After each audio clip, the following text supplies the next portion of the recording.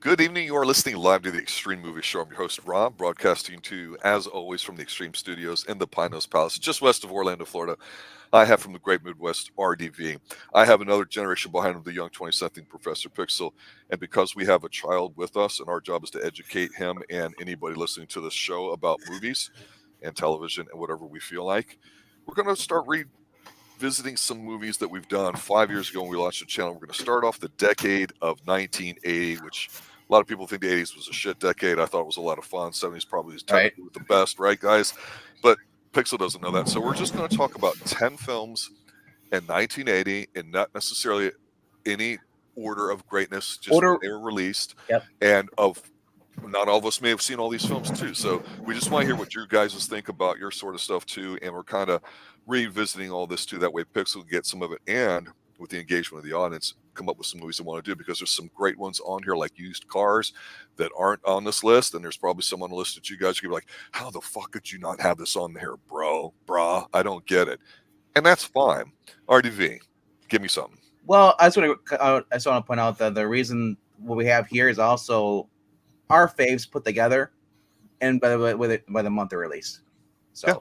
All right.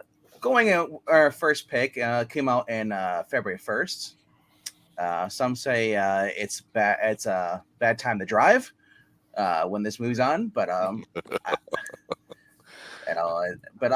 just let you guys know that it is a decent movie. It is The Fog. Just forgettable. That's what you are. I think there's something in the fridge. It might be Azul. Okay, guys, I know this was high on my list. It's John Carpenter's The Fog. Thing is this was a big failure for him. They had to basically reshoot the movie. What I like to liken this to is, Pixel, when you and I, a year ago at this time, I believe, we were reviewing Dark Shadows, the revival, and we just talked about how campy and gothic it was and how it just felt very great despite its seemingly, budget was only for smoke devices. That's what happens here in The Fog. It's such a beautiful film. His score on here is fantastic. It's very atmospheric, but for some reason, because of Halloween, people think it's supposed to be scary and a slasher, and it just isn't. It's supposed to be a ghost story, and a ghost story, it doesn't necessarily have to be particularly violent, but that's one of the reasons they had to redo it, to kind of throw in a bunch of these scares. So it's a bit uneven. I think even John Carpenter would tell you that himself, but I do like it. I think it's grown on me over the years. I've never not liked it, but it is funny that when Carpenter stuff gets revisited, whether it's this past Halloween trilogy or even the stupid ass Fog remake or the Thing prequel that nobody gives a shit or remembers, people start realizing, hey, this movie didn't suck. It's just it got a lot of shit press at the time, and now all of a sudden somehow it's good. So go fuck yourselves if you don't like this originally, because it was a good movie, and I've always said that. I've never watched the original. I saw that Tom Welling was in a reboot in the early 2000s or whenever he's because right after he quit Smallville.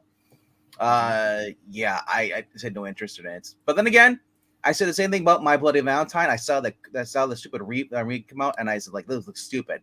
Saw the original, liked it. So there is potential for me to like this movie. I'm going to be honest. I don't really remember it. I think I liked it.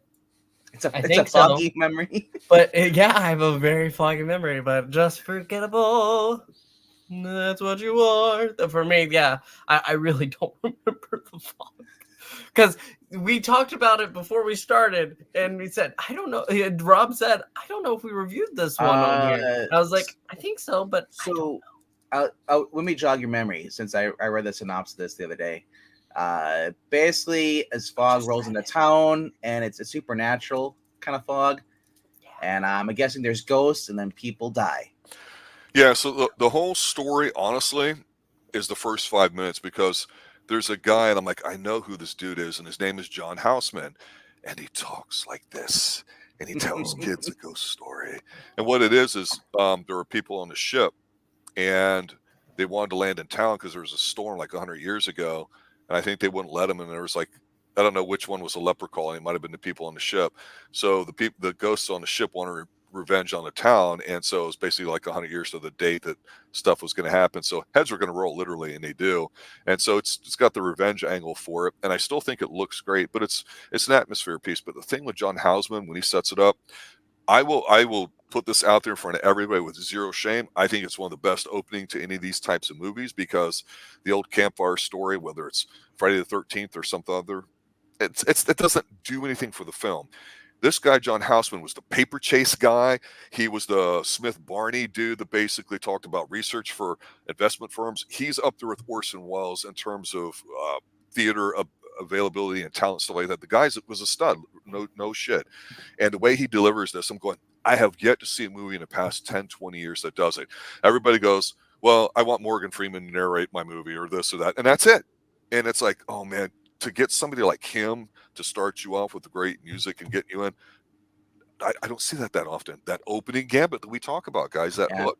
I think it's a great period piece. It's a nice mood thing, too. It's great to watch in the fall when the weather's cool and all that, too. It's always on my short list for movies to watch. It never fails me. I'll disagree. I don't want Morgan Freeman. I want Mako.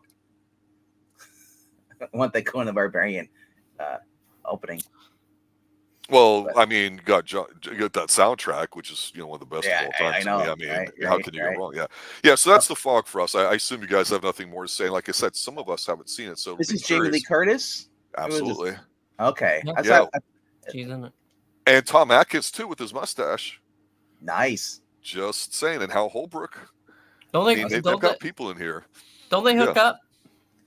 Well, it's Tom Atkins. Who's going to say no to that? All right, our next movie on our list is we're going to February 15th, 1980. Is a movie that Pixar really needs to see because if he hasn't seen it yet and refuses to see it, I don't know. We're gonna have to start educating him. Let's start now though. Mad Max. Originally came out in 1979 in Australia, but the release date is February of 1980 here. Mel Gibson, I think, is his breakout role because before this he had a small role in another Australian film. He plays a cop. Gasoline is becoming scarce. Law and Order is pretty much there's no more order. You're basically at the age of the apocalypse. What happens when you basically run out of fossil fuels? That was the whole war that was going around in the 80s. Towards the end, everybody wants oil. That's what it's been about, oil. And so what happens when that dries up? So basically, he's a cop. Everybody runs pretty much has already abandoned the police station, except for him and a few ragtag people. Those who've seen, heard of the Road Warrior. The Road Warrior is the sequel to this. But man, there's some awesome scenes in this. So there's a gang that's going around, just drive around, murdering people. They don't care what we're doing, and they show stuff in here. They show brutal. You. It's very brutal. If you've seen a second film, or God forbid, the third one, the Thunderdome. It's not even close in terms of tone. This is a dark film. Thunderdome was PG compared to this. Absolutely. No, there are just depictions of rape in here that are grotesque. Not. It's not like a Last House on the Left. Oh, somebody's starting the car up, I guess. No EV there. No. But so it's him and his buddy. He's on a motorcycle cop. His buddy ends up getting knocked over. So what does Max do? He gets revenge. And this whole entire time, he's had a guy in the shop. He's been souping up his car, his Ford Interceptor, and it's got this huge freaking the engine sticking out, the blower is up. It is. This is sweet. And he gets revenge, but he's also trying to keep his own wife and child safe too at the same time in this. And there's a scene you always hear about, where like there's this car racing and this little kid's like, "Oh, my ball bounces," and you're like watching, "Oh my gosh!" You're like, and this you're watching. Don't do it. Is the kid gonna get hit? Like, bam, and like, oh my god, they do it. It is horrific. Just your imagination watching this movie, like what's going to happen, and at the last second it doesn't happen, but sometimes it does. Pixel is like I said, this is the pinnacle when it comes to Mad Max movies. I love the Road Warrior, but this is the one that started it all. It's the baby daddy. Honestly, this performance here is why Tom Hardy will never be Mad Max. And I'll say this: I'll go two different paths here to kind of answer Ron's question about convincing Hey, somebody Verdi. to want to see it. It's one, if you like Mad Max, you're going to see how different the other movies are, and if you like Mel Gibson, you're going to see how different he is in here, because he's more Australian than American in here, and not and goofy you either. automatically, the bigger thing I would say to this is is dystopian, and that the point you made, RDV, about everybody wanting oil, it's a resource. Society is held together by, you know, if you don't have resources and you don't have you know, rituals and all that that ends up being specific to your culture, it breaks down really quick. And so you get a sense of dread early on that he's this average, ordinary dude, you know, married, got a kid, all that. He's got a job. He's like a buddy cop kind of thing almost. It should be a normal life, but in a way, and not to be an ass about this, because again, I'm not the comic book guy on the stream. You guys are. But I think this is almost like him becoming a superhero who becomes Mad Max. Something clicks in his brain. His origin story. Exactly. It's exactly that. You see it develop as the movie goes on, because he's not some dopey ass Luke Skywalker like we talked about, right? He's just a good cop trying to do the right thing. And you understand why he just goes insane, Mad Max. And you see that a little bit in the second film, but by then it's already mature and it's just more of a cool thing. But the other thing too is, while we might have had Bullet with Steve McQueen with a nice car chase, while we might have had one or two break-in movies plus like Ocean's 11 that might make heists seem cool, whether you're a good guy or bad guy, I think this is the movie that just gets that adrenaline thing going of speed, crashing and chasing, all that stuff. Because let's be honest, car chases on TV suck. Don't even get me started on Goldfinger, right? Or any of those kinds of things, the James Bond stuff. Mad Max, you get pumped while you're watching this. At least I do. And that never goes away in here. The action that George Miller's able to do and still do, phenomenal. Yes, I also want to point out, though, this is also a reason why a lot of people say you need to learn how to defend yourself, because if the cops aren't there, and like in this movie, seconds are needed. There's no way you're gonna be saved by a cop in this movie, because they're a skeleton crew, and like I said, it's a dystopian future, and like I said, it's more power to people having a gun. And so people are like, I don't want to handle guns. Well, if it comes to this, you can't rely on other people. And yeah, it's the whole buddy cop thing. Yeah, you know what happens to his buddy in this film. You know, it's just was horrific too. Everything around him just breaks down.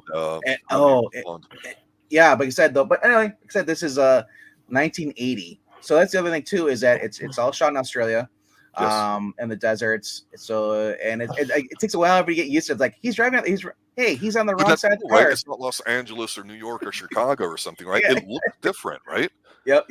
So I'll just point out the irony of Australia at some point after this. You know, like I think New Zealand already did a confiscation of guns and stuff, and they did it here. And you know, there's something to that. Miller tries to just talk a little bit about energy, but you know, basically it's like Dune for the person that doesn't want detail, you know, in terms of spice and that, all the different houses and all that. No, we don't want the politics, we just want the action. Dune simplified. Said Mad Max is a guy with a souped up car, and he has a shotgun, and then he ends up gets a dog in the second movie. Yes, he does. Great film, a lot of fun. It's intense. It is intense. And Verity says she hasn't seen it since she's 10 years old. That's actually when I saw it the first time. I didn't see it in theaters, obviously, but I saw it in the 90s. Oh man, it was great. All right, going to our next movie. Our next movie did not come on the 13th, even though it was, you know, it's called there's 13th in the title. But if you don't know what I'm talking about, I'll show you right now. It is Friday the 13th, which came out on May 9th. If your movie is called Friday the 13th, look to see when the 13th is coming out on a Friday. I'm just saying it will make the movie pop more. I'm gonna go watch Friday the 13th. Oh, what are you going? No, well, May 9th. So much that a lot of people celebrate this movie whenever Friday the 13th happens, no matter what time of the year it is, because it's an awesome movie. So Pixel. Yes. So when I first saw this movie, actually it was just a few years ago. Do you actually remember this one though? Yeah, of course I do. It's that foggy. So this, I knew about Jason Voorhees as a horror icon, So I'm watching this movie. I had no idea about the twist. I had no idea about the mother being the one behind it. Spoilers. Well, it's from the 80s. It is the 80s. But there are children your age that have never seen this, so. We'll never talk Not about in the sleepaway chat. camp until after somebody's watched it. There's certain rules we adhere to. Well, anyway, I didn't know about that, but honestly, this movie has one of Knowing's the half best the jump battle. scares. This movie has one of the best jump scares in my entire life. I felt it, like, because I wasn't expecting it. It just pops up at the end, The and drill? it just Oh. yeah, because you don't. There's no reason to expect it. It's totally out of left field, but it happens, and you're just. And then the second movie kind of ruins it. Eric, I only watch it on the Anime 90th edition. Honestly, I'm Ronnie. I'm not into horror slasher movies, but this is the first one that I watched. I think Ian Robb broke my cherry on this. Yeah, it's a film that if they're on, I like the fact that there's content on it and it's familiar. Being startled doesn't mean you're scared, and this is the movie that immediately came to mind when I thought of The Fog with Suspense. John Houseman in the opening. Yeah, it's sort of there. I don't mind the twisty end. I do appreciate the fact that it's at a summer camp because it seems like definitely in the 70s. RDV, you and I have talked about the movie Meatballs with Bill Murray and things like that. It seemed to be like something we all would understand that hey, you go to summer camp, bad things can happen, and we've mentioned briefly the theme of horror in everyday life where okay, once you get into the 60s and 70s, can you really go back and do a vampire film with it really being scary? And usually not, because you're in the friggin' big city. It doesn't feel real, right? But here again, you got the theme of isolation, being away from everybody. You got a bunch of young people there and you don't know who it could be, so there's an element of who done it to it. So it's okay. It's not awesome, but there's worse, trust me. You got the old man turn back. Yeah, the Oracle, right? Yeah, the little guy that tells you, you're going there. No, you're best to turn around, go back the other way. And then you got, it was really cool because I remember we were watching this and we're talking about it was the lead and still it was still inside the gasoline. Yeah. And it was unleaded. It was leaded gas. So I was like, dang. I was like, that's old. Under $1 a gallon, bro. Remember I know, right? I do. Yeah. but yeah, I love the suspense. This you don't know who it is. This for me is the. I know there's probably been a few slashers before this or whatever or movies, but this has always been the number one slasher for me. This is what set the mold. As far as the mystery, you don't know who it is. It's not on a damn train. It's at a sleepaway camp. Well, not sleepaway camp, but it's at a camp. But you, like I said, the one thing I just want to go in this movie is like, it's where's Jason? Yeah, because the plot twist really kind of ruined it for me. But I mean, but then again, it made this movie more believable because the second one and the third one, and it just got the point where it's just like, you can't kill him. He won't stop. You can't reason with him. It became the Terminator.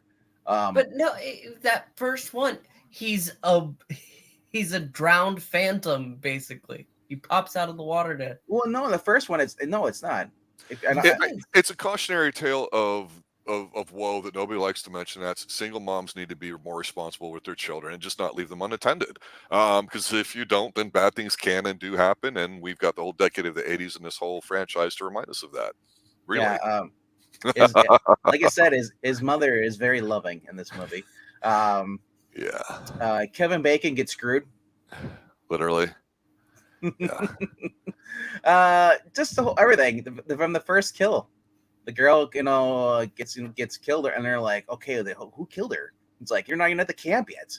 What the hell? Like I said, yeah, Eric's like, I'm spoiling it. The reveal of the killer being the mom, it was brilliant. It was, and then because I did not expect that whatsoever, and especially with nowadays, I watched this even years after this came out. I watched this like 4 years ago. And I'm like, where's Jason in this? And then it turns out it's not even Jason; it's his mom. which made it much more better for me because, of course, I'm assuming Jason, and that kind of spoils it for me a little bit because they're like, oh, if it's just Jason, I already know he's the killer. Like I don't like that. I like the mystery part, so that was cool. But at the end, Jason's like, hey, pulls her into the water. Water boy. Well, the fact that it's low budget and shot like in Canada or wherever it was at, I like it. It feels real. Yeah. It feels kind of gritty, you know. The whole camp scene was great setting. Yeah, it was. Down to the toothpaste, the girls in their underwear. I mean, it was real. Yeah. All right, time to move. What do we learn though? If you're a virgin, you'll survive. Yeah, this is where it starts a little bit. Yeah. All right. Our next movie came out this month, but towards the end of the month. This is a movie that we just kind of briefly mentioned before. It is Empire. Oops, wrong one. Empire Strikes Back.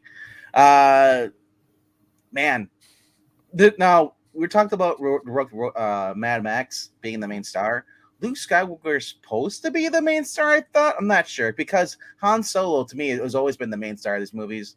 And he just has side characters like Old Ben and Luke Skywalker. Mm-hmm.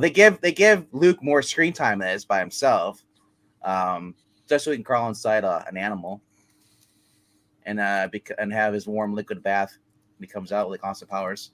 Like I said, I always remember this movie is that this is a snow movie. That's right. This is the Christmas one where he's on Hoth and then he crash lands in a swamp and he finds Joe Biden. Stop. What? This is where we get to meet Yoda, and he's like, put me on your back and do flips, boy. The wise old figure. He gets really excited and finds new purpose in life when a young, fresh male enters his life.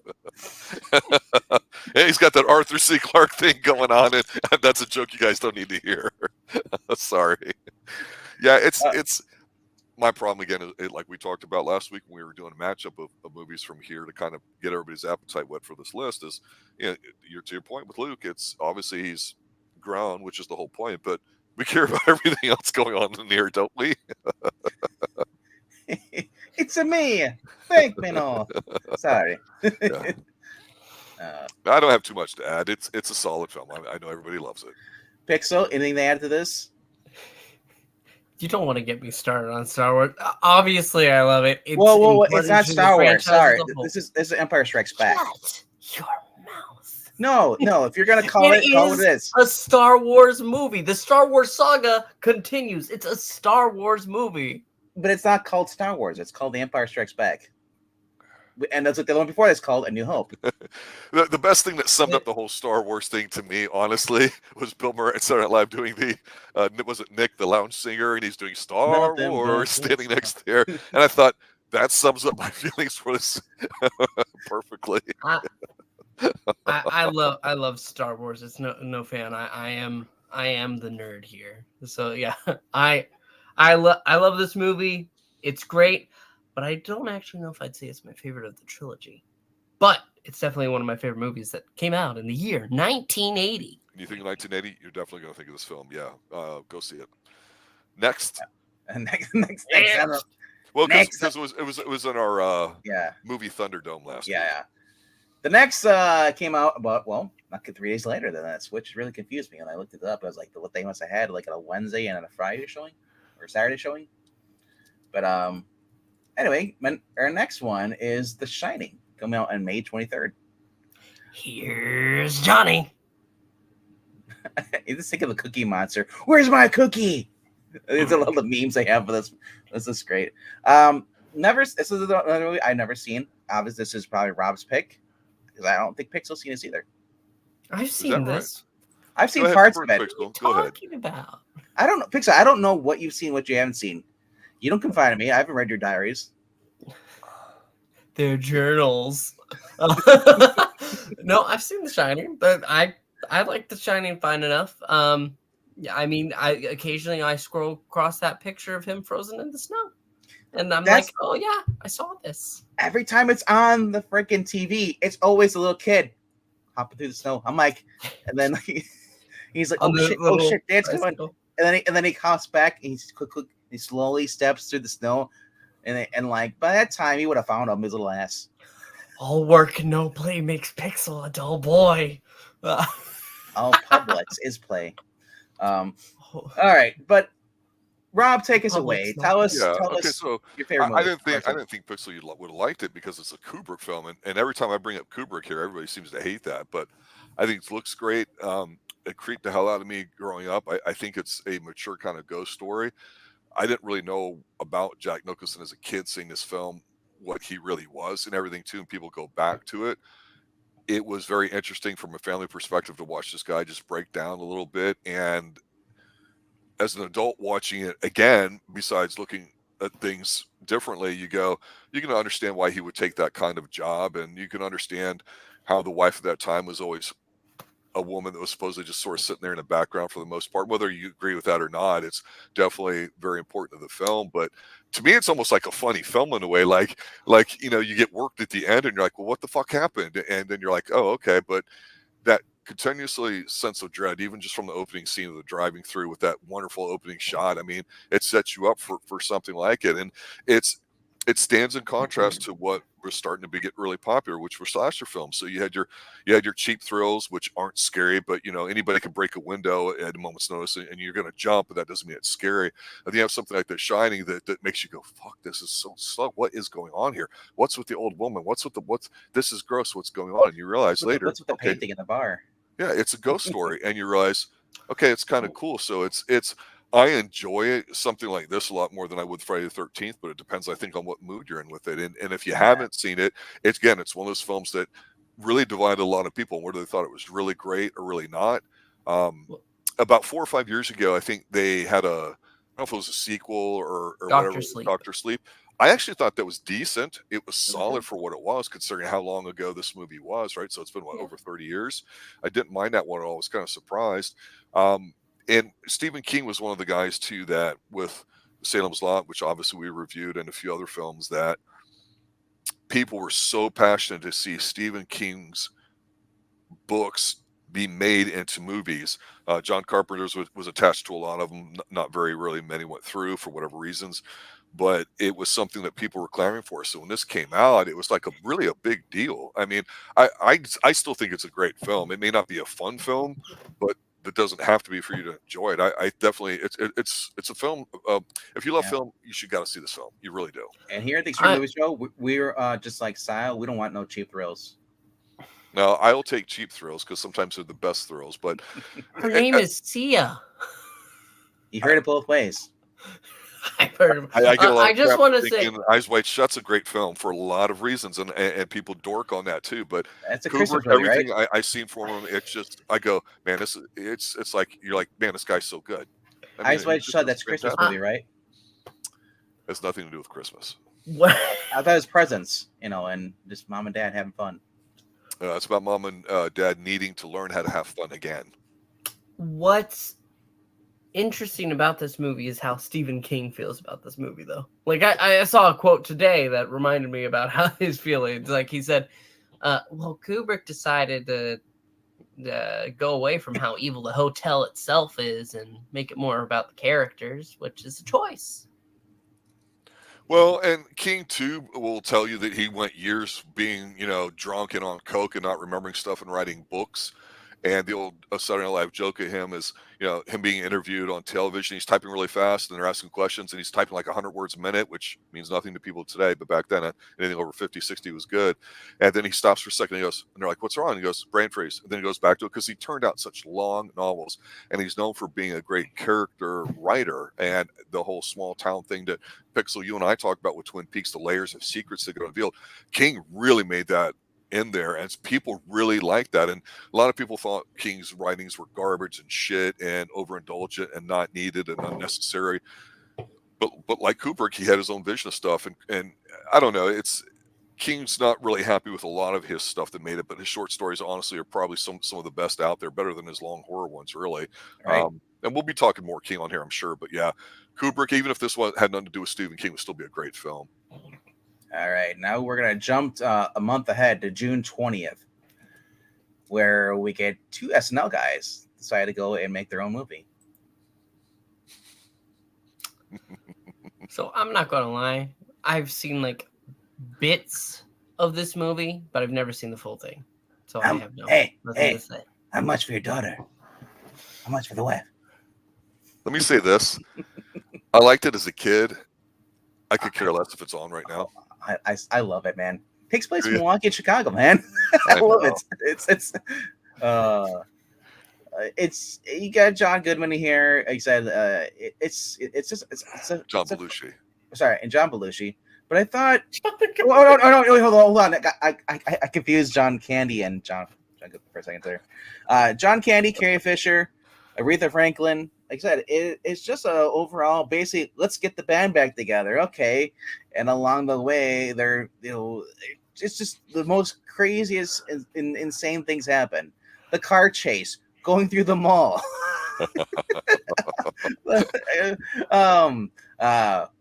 When they have the gig at the bar, the country bar, like, you the good old boy? Yeah, we're the good old. Yeah. I've been in many bars like that. Get the chain, and he's like, run him up, whip him out. It just, also, it's really cool about this thing is just seeing how young Dan Aykroyd's in this movie too, because I saw him in Ghostbusters. This is about 3 years before that, or 4 years, and honestly, I loved him on Saturday Night Live. John Belushi has been fun in every role I see him in, even Animal House, which is another fun movie which we need to review on this channel soon. Yeah, Martin was bringing up the whole they got flagged for putting in black blues music. Dude, honestly, I don't understand that. The whole Ray Charles, come on, shake a tail feather was fun. Aretha Franklin, R.E.S.P.T., the whole Respect song was great. I just love, like, after watching Dragnet and going watching Blues Brothers, it's kind of almost in the same vibe a little bit. If you go to Universal, they have one of their street shows that they have are a pair of Blues Brother impersonators that they come. They have a whole little stage on the street that they perform on. That's pretty nice to walk past sometimes. This is a movie you go. I will not say it's a watch all the time, but I watched it as it is ridiculous fun. Yeah, and there were a lot of, and the music's good too, those kind of movies out there, like Stir Crazy and some others, and it just they're definitely there. And so to me, I don't mind it. I liked it. Like, I used to watch it all the time as a kid. It was up there, but at some point I just hit a limit where I can't see it. And there's some films that no matter what you can just watch over and over. And I've hit pretty much hit my limit because I've seen it so much. That's how good it is. Because if you're watching it, a lot of the pop culture references are going to be lost on you, like with the performers in there and the different set pieces and who they have, Scatman Crothers, all that stuff. It's just he's in The Shining. So I mean, there is definitely a certain level of, we're going to do this, but because we like it, Ruth Franklin, we're going to put her in here because it's Chicago and it's for it, and it's fun. And Chicago, definitely, you could argue, besides LA and New York, was definitely a very viable city. I mean, John Hughes obviously made that really popular in the 80s, but this was 1980 in itself. So yeah, it's a solid film. It really, really is. It's one of the films that, again, if you want to understand about the 80s a little bit, it's definitely worth watching just because of the two names involved, John Belushi and Dan Aykroyd. Although I got to say this is something that's always pissed me off as a kid, and it's the thing that triggers me. If you look here, you've got John Belushi, Dan Aykroyd's names above the Blues Brothers. Okay, that's fine. Maybe it's in John Belushi's contract to have first billing, which means it's there on the left as you read it from left to right. But I always hate it when the name underneath the picture doesn't match, because to me, it's friggin' Dan Aykroyd that's there, so his name should be first. And that sort of cognitive dissonance, or whatever you want to call it, just he's on the left side. Why is he on the left? Well, again, it's rights and stupid ass issues and everything too, and all that. But whatever. Anything else on this one? No, not much. Like I said, there's a three one-liners in this movie. A lot of musical numbers in this. Jim Candy playing the chief of police, was pretty cool. And they put on their show at the end. And the great thing about this is that these guys are actually singing. There's not people dubbing over them. These guys are actually singing themselves. And continue this skit on to Saturday Night Live as well. It was a big hit at the time too as well. All right, so going into this would be, I guess, would be our number 7 if we're counting up. But actually, there's only 3 more movies after this, so this will be our number 4 actually. And this is actually came out on July 4th. What more can I say about this? Pixel, do you like gladiator movies? Thingman, have you ever seen a grown man naked? Yes, July 4th. We will celebrate. Yes, you seen a grown man naked? Okay. Yeah, I've that's seen not myself. the thing I expected you to admit. Of course, every time I look in the mirror, I'm a grown man. Keep telling yourself that. I had no idea what when I was walking into when I first watched this movie. We did it together, Bigman. I know. It was great. So you guys reviewed it on one of your first watches? Friday Night Flicks. Yeah. What we have that on this channel. It's a commentary. We just go over the whole movie, and we're just pretty much giggling throughout it, because it is a delightful comedy. It's so stupid, but it's brilliant in its stupidity. Tremendous film, absolutely tremendous. I rank Frankenstein probably as the #1 comedy of all time. I like a lot of other ones, but this one's up there. It could be number 2 or number 3. It's a movie that would not be made today, although when you see some people try to do R-rated comedy, they try to go more for the gross out kind of vulgar thing, or just because people are so sensitive to these days, them saying an average joke by 80s standards or late 70s standards seems like it's really stunning. And here you got like the young kids that you see there with their own little subplot, where he's got the boy's got this suit on and he's trying to woo the girl and he's reading like the Wall Street Journal. Yeah. And then they come over for coffee. Would you like coffee? I like my coffee. I like my men. I mean, it's so damn funny. Them acting like adults, and it's such a tremendous film. It's and like this lets everybody know who Peter Graves is, who, by the way, went to the University of Minnesota, who would eventually take over. Was it Jim Phelps' role or whatever in season 2 of Mission Impossible, the original show that we're currently doing season 1 of here on Xtreme TV. What were you going to say, RDV? I was just gonna say that the whole from the very opening of this with the white currency television, and then this then what was the other one? It was the red or blue? I forget what it was. But the whole thing, the whole skip between the obviously they're having problems. They have marital issues, and they're just kind of arguing over the whole thing.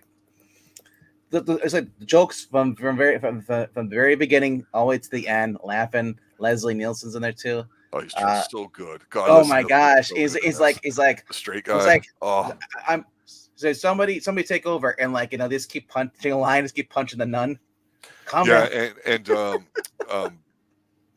Leave It to Beaver's mom, Barbara Billingsley, the #1 TV mom of all time, I guess. Her speaking jive to the black dude. You know who that black dude is?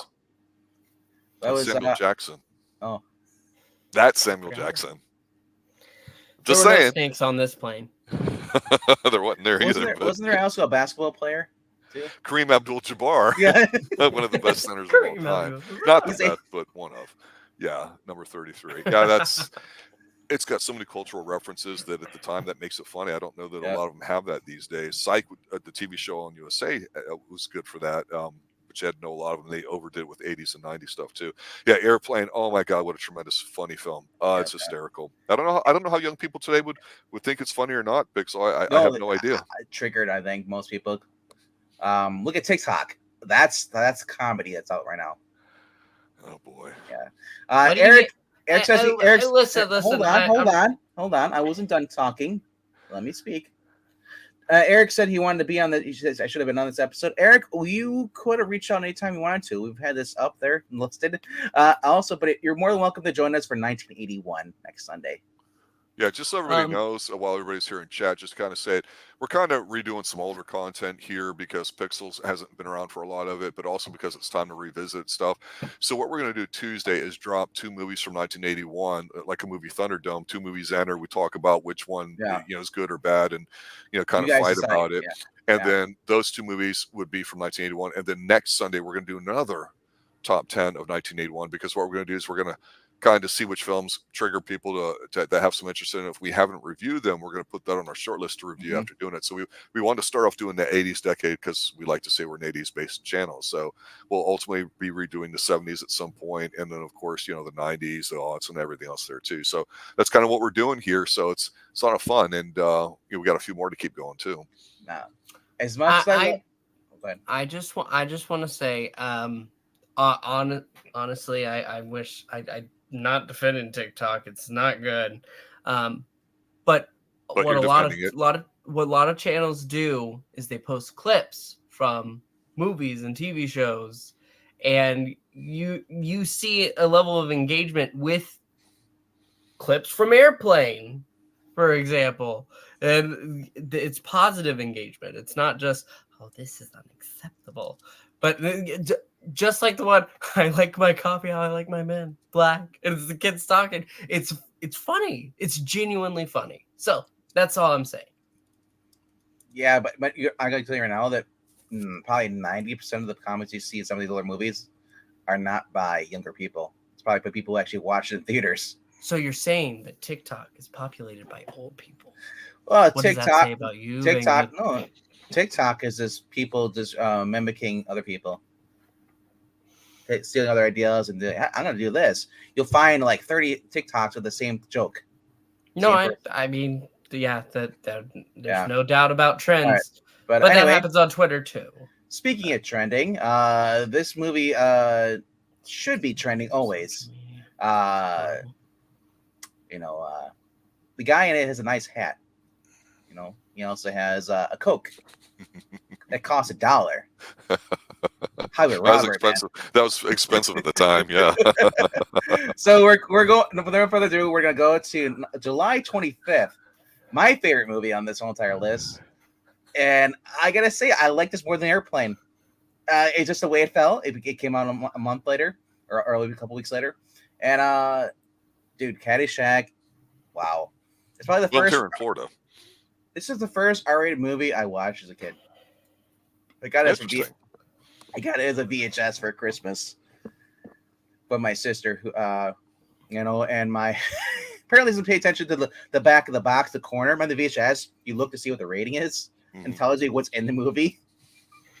So, oh my gosh, yeah, I love Bill Murray in this. But it's not just a. Some people say, "Oh, that's a Bill Murray." No, it's Chevy Chase, Rodney Dangerfield, Ted Knight, Michael O'Keefe. Ted Knight's so fantastic. Oh, yes. My God, he owns it. Be the ball, Danny. Be the ball. Oh, Danny! It's just so many lines in this movie. The girl who plays the hot blonde in this just passed away early this year, I believe, as well. Is that right? Yeah. The one that was seducing Chevy Chase. I don't think playing on the piano bar and they were having shots. I don't know if it was that one. It might have been the girl that was seducing the main guy, Danny. In this, who's I guess Ted Knight's niece. Yeah, her. Yeah. Oh my gosh. Well, we're waiting. He's so damn good. We're waiting. I love it. Rodney Dangerfield was awesome. They tried to make this movie a sequel, and it was horrible. You get rid of Dangerfield, the movie fell apart. Even though they had Dan Aykroyd, which really came in, I was like, really? You think Dan Aykroyd's going to be just as funny as Bill Murray? No, it just lost the magic. Chevy Chase throughout the whole entire movie, it was like watching Fletch for me. It was great. It was fun. He was charming. Just all their personalities. Bill Murray just being this kind of creepy guy, and then the whole golfer bit. And then he gets what's his Kenny Loggins. Oh yeah, I'm all right. You couldn't stop Kenny Loggins in the 70s, and in the 80s you couldn't even contain him. I mean, Phil Collins was hot and big, but he wasn't hot yet. Kenny Loggins was hot in the 70s and just got hotter in the 80s with Danger Zone and everything else. My goodness. It's a great soundtrack. I want you to kill the golfers. Well, I'm pretty sure they'll throw away the key if I do that. No, the golfers. Not. Pixel, have you seen this film? Oh my gosh. It's basically like Happy Madison, right? No. I haven't seen that either. No, I haven't seen this. I should have seen it. I just haven't.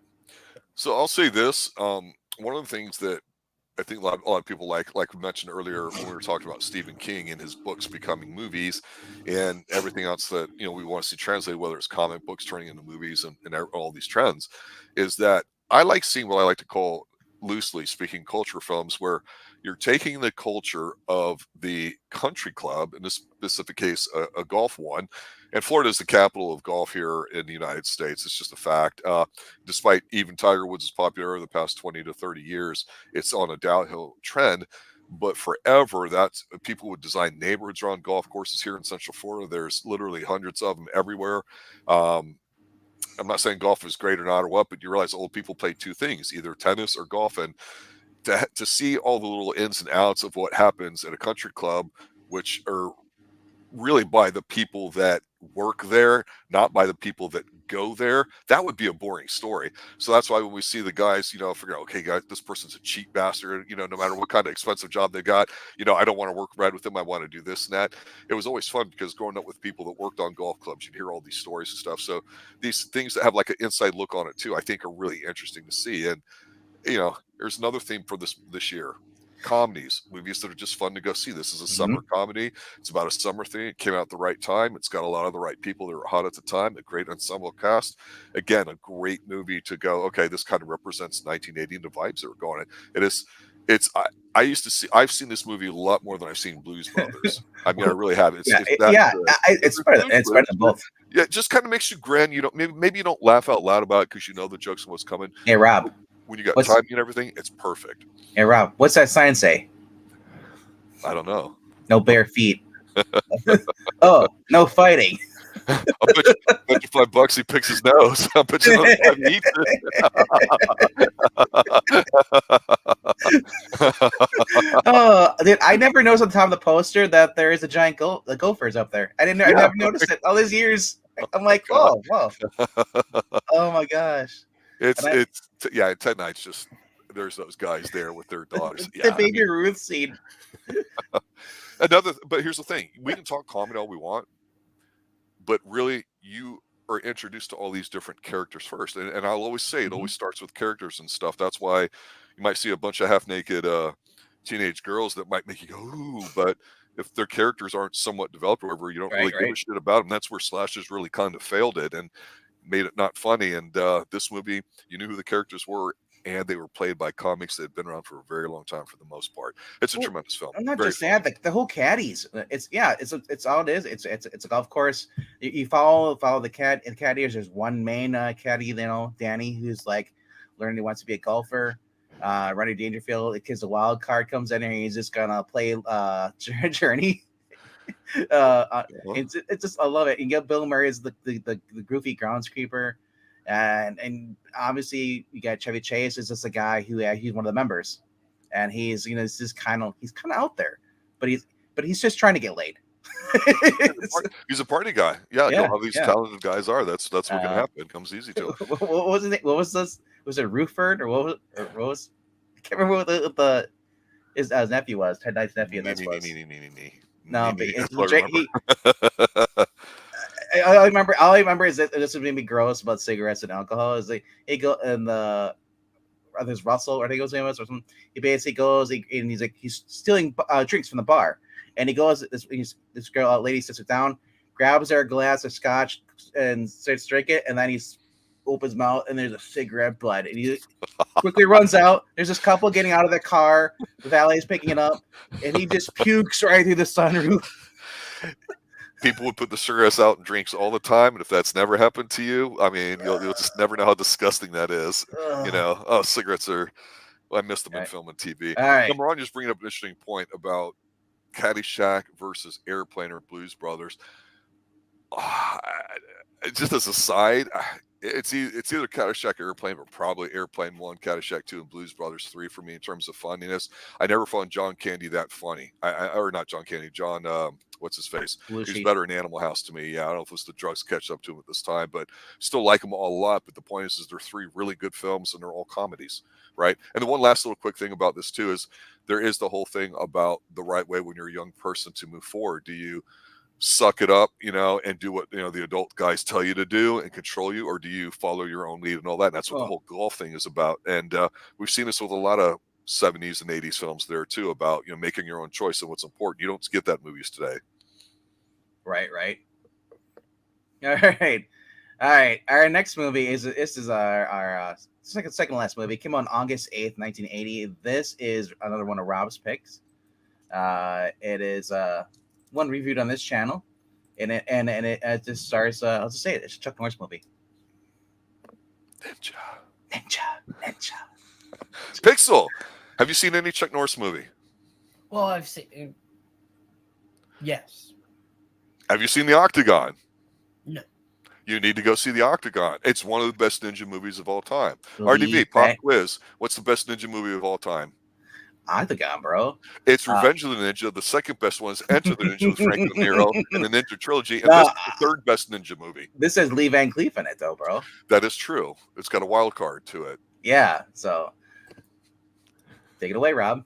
All right. So Chuck Norris, we love here. He's one of our founding members. He's in our Hall of Fame automatically. He's in our hearts. He is. He's a self-made man. God, I love this guy. He was so huge in the 80s. A lot of it was because of that. But here in the Octagon, we understand that martial arts became really popular in the when people came back from the Vietnam War, to be honest with you. Maybe a little bit from Korea, but honestly, that was more judo and lighthearted stuff like that. Judo chop, Cannon, whoever that was. But the martial arts really took off in the 70s with people coming back from the war, learning some of that stuff.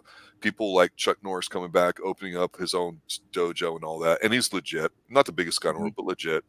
And also, you got the TV show Kung Fu with Bruce Lee. And that was kind of like his idea, this Western that you could have and different principles. Great stuff. But unless you were hardcore to that stuff and you lived in a big city and could see all these foreign films, you didn't get to see ninja. And the beauty of the Octagon as a kid, this and pretty much, I think this was 80, I think 81 maybe was Enter the Ninja with Franco Nero. Yeah. But the Octagon to me opened my eyes, especially on HBO, to what ninjas were and how freaking cool they were and their special training and all that. Yeah. And it's so stylistic, and it's Chuck Norris, and he has to go back to his roots and all that because he was raised as a ninja, kind of, sort of, and all that. It's awesome. It's nobody ever talks about the Octagon from Chuck Norris. It's fantastic. The fact it says no one will admit they still exist because today, if like a bunch of ninjas start killing people, who would expect that? No, a lot of us are like, oh, ninjas don't exist anymore; they're gone. And that's kind of what this was. This was like people are being murdered by ninjas, and it takes a ninja to stop a ninja army. And yeah, that's the Octagon, pretty much. Chuck Norris going in, infiltrating the camp, and doing some Chuck Norris foo. Yeah, and they if you were really hardcore to martial arts, like for example, when Bruce Lee fights Bolo Young, or John Saxon maybe, or the African American gentleman who was a legitimate black belt, I forget his name off the top of my head, but they were all specialists and all that. The moves that they were making just weren't, okay, we're going to do a kick and then this and that. They were, hey, we're going to perform this particular kata and this response to it. And Jeff Speakman did that in A Perfect Weapon with, when he's opening up, how you and I were talking about over the credits, he's going through all these forms. So if you knew all that, you would recognize that's cool. Otherwise, like, man, this is badass. But for me, this really opened up your eyes to secret societies, the old methods, the dark ways. How does that apply now? What would a ninja look like in modern society? And of course, there's marks and stuff like that too in here. It's a lot different than Breaker. Oh God, yeah. And you can see with Chuck Norris that as much as Breaker might have been, his movies progressively got more in line with what he wanted to do. And I think when you watch the Octagon, what makes it great is before you had all the ninja shit going crazy in the 80s and Cannon films and all that, you've got a guy that's showing you, okay, one person specializes in size, one person specializes in this. You saw what it meant to train and discipline and all that stuff. It's actually a good looking film too. It's not grainy or disgusting, but it's a Chuck Norris film. And if you haven't seen it, and you're a Chuck Norris film, you got to see it. It really is short on how great some of his movies are. Is this also in San Francisco as well? I feel like most of his movies are. Can't remember. Well, I don't know that it is. I think this is Los Angeles itself. When he's the bad guy and Slaughter in San Francisco, he's really more of a cameo in there. That was San Francisco. I think this is just straight up LA. And Chuck Norris really made it a point to try to develop whoever his main character is supposed to be and put some stuff into it so you would understand it. And I appreciate that because a lot of times Okay, ninjas start attacking you out of nowhere. What are you going to do about it? But now this is a great ninja movie, and it's a great Chuck Norris movie. Octagon, I'm glad you like it, RDV. It's why we created this channel, so we could talk about some of these gems here too. Pixel, you got to see the Octagon. It's one of your first Chuck Norris films. You just have to. You have to, right? Lee Van Cleef. I mean, come on. Yep. All right. Maybe So I will. Maybe our I will. final movie of the evening, and some would say this might be the best movie of the 1980s. All right. Ready for this, Pixel? Boom. Flash. December 5th, 1980. I never seen it. I've never Get seen the Of it. fuck course outta you here. haven't. I know you haven't seen it. I've never seen it. This reminds me of that Twitter stream that pops up occasionally. Fuck around and find out. Pixel, you're fucking around with Flash Gordon. You need to find out what it is. Go watch the goddamn film. If there's one film on this whole list that you need to see first, Pixel, it's Flash fucking Gordon. Am I right? Can I get an amen in the channel? Flash Gordon versus Empire Strikes Back. What it should have been, because we made a goof. Technically, this would have been our 1980 first episode of movie Thunderdome. But Superman, we didn't realize Superman 2 doesn't come out until 1981. It was an Australian release in December, so it basically didn't work at all. But here's our second chance to talk about this movie. That's right. And man, it's just awesome. It's this movie so beloved that it even appeared in Ted. Later on, with the actual actor. Yeah, the original actor. Yes, and they're like, it's fucking Flash Gordon, man. And the guy was still ripped too. Man, Do a little bit of coke. yeah. This guy is basically a football player that goes into space, defeats the Mandarin. He gets a girl. It doesn't need an Iron Man. Women are sexy in here. Queen does the soundtrack. You guys all know this. You're familiar with it. And this guy was a pretty boy, and he walks up there, and Ming's like, "Who are you?" And he's like, "Flash Gordon, quarterback, New York Jets." And it's like, oh, that's so goddamn perfect. I mean, and Flash Gordon was what, 30s, 40s? Probably. The original series, Golden Age, yeah. Yeah. But also, Timothy Olyphant is it? No, sorry, Timothy Olyphant. It's the other one. Timothy Dalton, isn't this? That's right. Pre-ball. And literally, when I see Timothy Dalton in this movie, I'm like, why wasn't he Robin Hood? He literally had the charms to play. He is rocking this super mustache, and he's looking kind of thick and juicy, even though he's not the biggest guy. And I'm talking about Timothy it's the mustache. Dalton. Well, he turned down Bond because he thought he was a little too young for it. He ended up taking it in the 80s, right? But he popped off to me more than Flash Gordon, because even though Flash Gordon's a little bigger and prettier, when they do that stupid little whip fighting thing, I'm transfixed watching this as a kid, and I even to this day I still can, like, if it comes on and I watch it, I cannot turn my eyes away. People. And then when he beats him and he saves his life, and he's like, "Where you go, I follow." It's like, God damn, I don't know who this guy is. Why are these British people so damn good? But Flash Gordon, you can't go wrong with this film. When we're talking about the costume designers, it looks great. It's fantastic looking. It's very trippy. The music's Queen does the soundtrack. So over the top. It needs to be. And without Freddie Mercury's voice singing the theme song, this movie probably would have not done so well. It really it wouldn't have given Graphic Man his important theme. Yes, but we're talking about Flash Gordon here now. You can plug the channel later. No, but it's crazy. As I watch this movie, there's a scene here where they have all the Hawk people are pretty much flying up, and they're swinging it and they're battling. Mm-hmm. And the funny part is, like, this is totally like DC comic books. There's Hawkman and the Hawk Girl. They have the mace and they fly. They're the wings. I'm like, I guess DC stole it from Flash Gordon, or vice versa for the movie. I don't know which came first, but chicken or the egg. But it was a good movie. Like I said, the music is great. Evil Ming, he's mad because he doesn't have hair, so he wants to have women, but women don't find him attractive. It's the first time you ever get, when you're a kid watching this age, it's the first time you realize there was something that would help with your performance in the bedroom. Yeah. He drinks his power potions.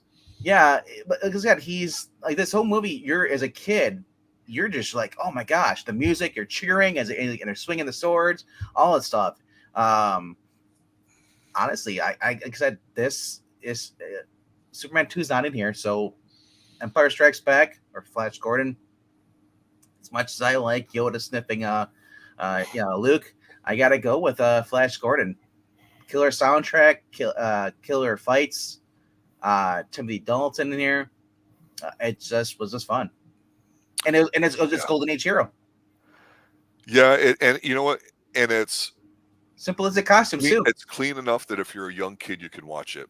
Yes. And it's not so dopey that if you're an old person, you can't sit there and watch it. Because I'm telling you, when I saw this, it was standing room only in the theater. People were yelling and screaming and cheering in all the right parts.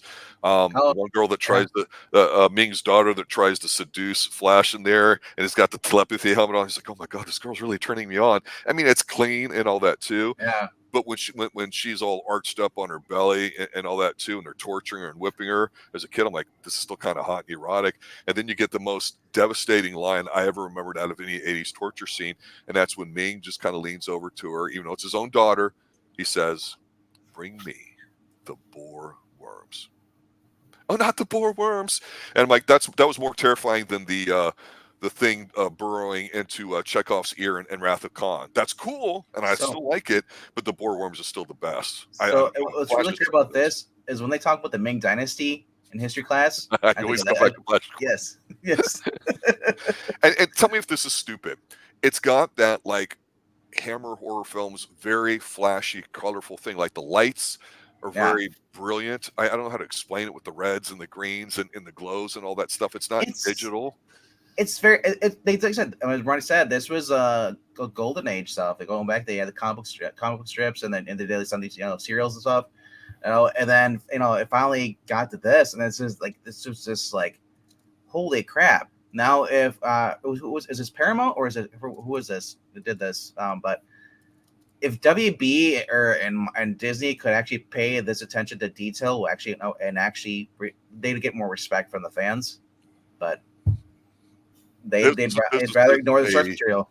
This is a family affair. You can see, it's crowd favorite. It's tremendous. I know everybody loves Empire, and we talked about a lot of great comedies. I think out on this list, seriously, the funnest one. I'm not saying the best movie or the best written one or whatever, the one that did the best.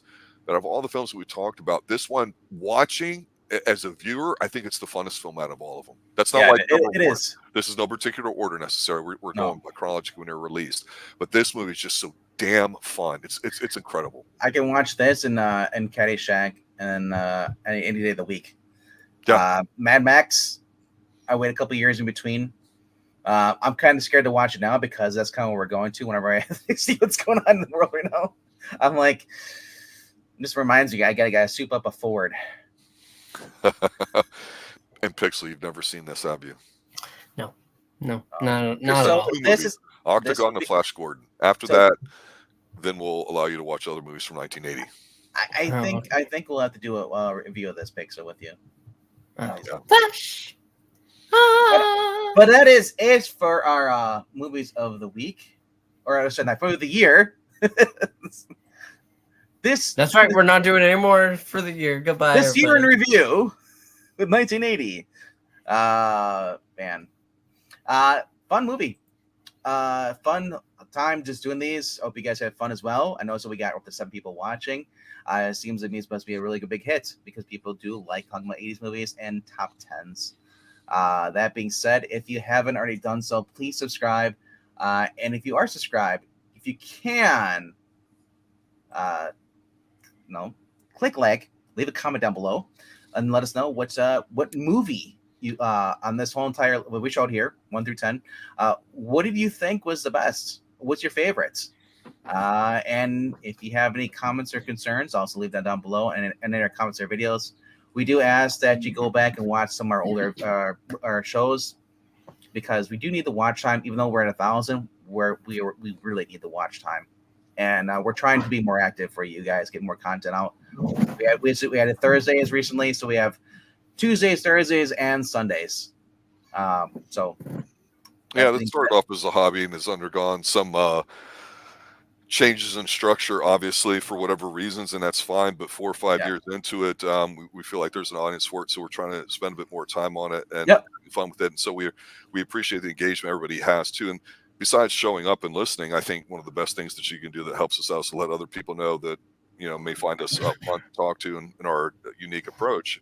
Yeah, that's really best. Getting that word of mouth going, because we just like to talk about what we have fun, we enjoy. We try to put some context into stuff, and like I say, 3 different generations of people talking about stuff. It's great. So Eric, everybody else involved, I know some of you guys have been around here from the beginning, or very, very close to it.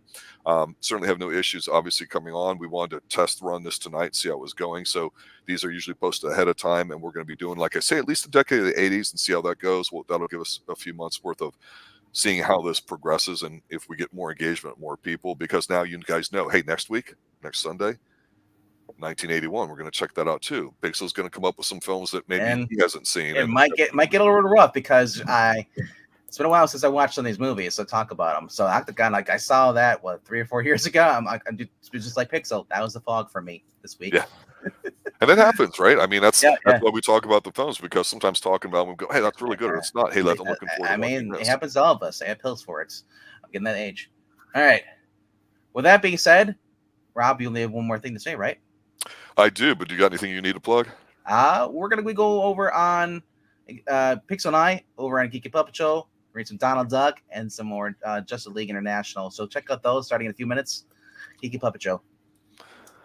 All right, like Maranya says, you don't have a geek card right now, Pixel, and you know what? She's right. Never argue with her. Okay. All right, thanks guys for watching. There we go. We'll see how this goes with you, Pixel. Have a good night, everybody. Stay extreme. Good night now. Good night now.